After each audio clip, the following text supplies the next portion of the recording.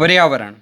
पर्यावरण शब्द हैं वह हिंदी भाषा के परिधन आवरण से बना है। परि का मतलब होता है चारों ओर, आवरण यानी फैला हुआ। हमारे चारों ओर जो भी वस्तु हमें दिखाई देती है उसे हम पर्यावरण कहते हैं। अब आगे आ रहा है पर्यावरण की परिभाषा। किसी भी जीवित प्राणी के चारों ओर पाए जाने वाले लोग, स्थान, वस्तुएं एवं प्रकृति को पर्यावरण कहते हैं।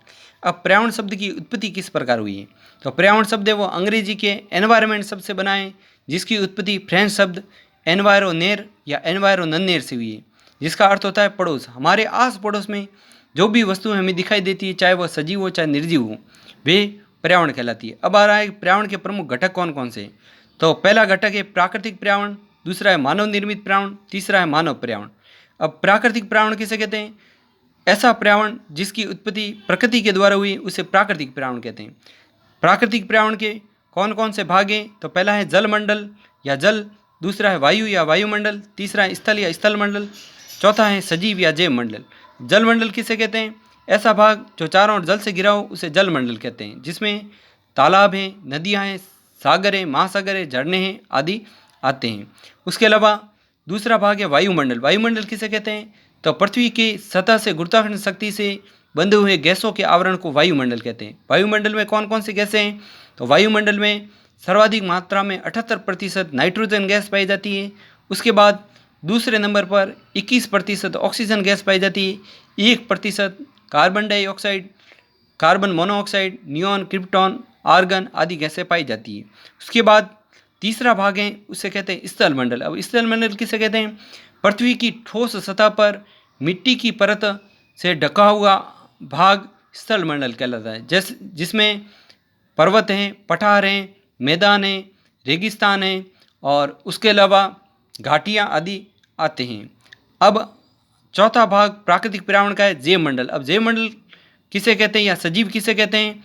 तो जल मंडल, वायुमंडल और स्थल मंडल, इन तीनों के मिलने से जैव मंडल का निर्माण होता है। यानी जीवों की उत्पत्ति के लिए जल का होना आवश्यक है, वायु का होना आवश्यक है और स्थल का होना आवश्यक है।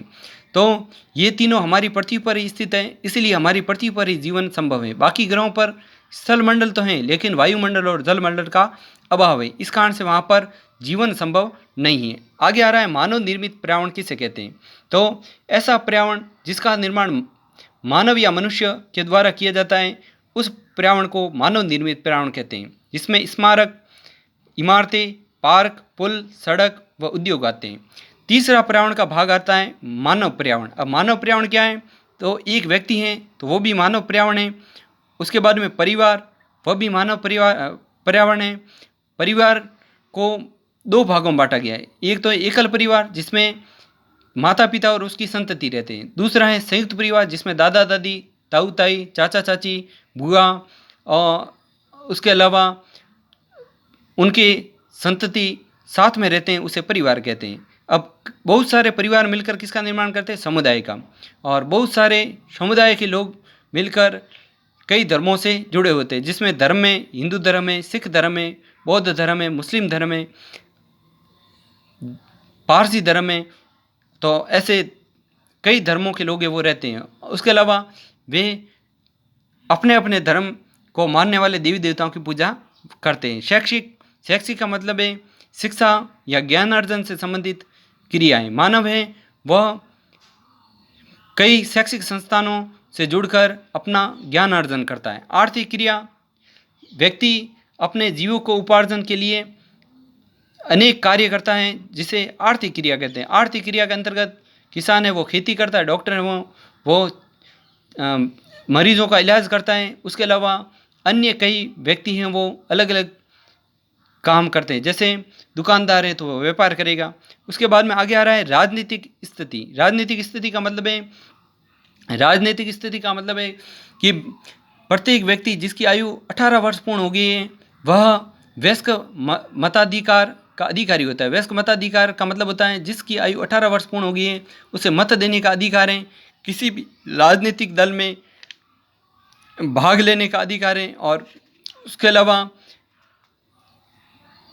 राजनीतिक स्थिति में सही गलत, कौन सा राजनेता है वो सही है और कौन सा गलत है, कौन सा अपने देश के विकास में भागीदारी निभा रहा है, ऐसे राजनीतिक पार्टी को चुनने में अपनी अहम भूमिका अदा करता है, तो वह राजनीतिक पर्यावरण में आता है। आगे आ रहा है प्राकृतिक पर्यावरण में पृथ्वी पर पाए जाने वाली जीवीय और अजीवीय दोनों परिस्थितियां सम्मिलित हैं। जीवीय का मतलब होता है सजीव और अजीवीय का मतलब होता है निर्जीव।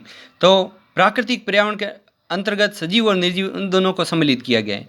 जबकि मानवीय पर्यावरण में मानव की परस्पर क्रियाएं, उनकी गतिविधियां एवं उनके द्वारा बनाई गई रचनाएं सम्मिलित हैं। तो मानवीय पर्यावरण में मानव द्वारा जो भी वस्तुओं का निर्माण किया गया, चाहे वो भवन का निर्माण हो, चाहे स्मारक का निर्माण हो, चाहे कोई उद्योग धंधों का निर्माण हो, उसके अलावा मानव द्वारा की गई गतिविधियां हैं, उसे भी मानवीय पर्यावरण के अंतर्गत जोड़ा गया है। आगे आ रहा है कि पर्यावरण दिवस है वो कब मनाया जाता है। प्रत्येक वर्ष 5 जून को विश्व पर्यावरण दिवस मनाया जाता है। विश्व पर्यावरण दिवस के दिन लोग हैं वह अन्य लोगों को पेड़ पौधे लगाने के लिए जागरूक करते हैं तथा पर्यावरण की रक्षा के लिए लोगों को जागरूक करते हैं और पेड़ पौधों को उसी दिन वृक्षारोपण का कार्यक्रम चलाकर लोग हैं वो पेड़ों को लगाते हैं। आगे आ रहा है वस्तु विनिमय पद्धति। वस्तु विनिमय पद्धति क्या है? यह वस्तुओं की अदला बदली का व्यापार है जिसमें धन का प्रयोग नहीं होता है। वस्तु के बदले में वस्तु देना वस्तु विनिमय कहलाता है। उसके अलावा दूसरा आता है कि मुद्रा विनिमय किसे कहते हैं? तो वस्तु के बदले में यदि किसी वस्तु के बदले में यदि मुद्रा दी जाए तो उसे मुद्रा विनिमय कहते हैं। अब आ रहा है पारितंत्र। वह तंत्र जिसमें समस्त जीवधारी आपस में एक दूसरे के साथ तथा पर्यावरण के उन भौतिक एवं रासायनिक कारकों के साथ परस्पर क्रियाएं करते हैं जिसमें वे निवास करते हैं। ये सब ऊर्जा और पदार्थ के स्थानांतरण द्वारा संबद्ध हैं।